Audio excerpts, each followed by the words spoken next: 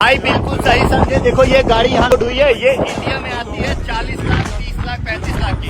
अब ये विदेश में कितने की बिकेगी? श्रीलंका में कम से कम 80-90 लाख में। तो जो वहाँ के डीलर्स होते हैं वो एक कंटेनर करते हैं। कंटेनर का भाड़ा मैं आपको बता देता हूँ, जो यहाँ से इंडिया से श्रीलंका कंटेनर जा रहा है उसका भाड़ा जो है लगभग होता है 3.5 लाख रुपए। दुबई से इंडिया पास पड़ता है, क्योंकि वहाँ मतलब कि 7 दिन शिप पहुँच जाता है, तो वहाँ का भाड़ा है 70-80 हजार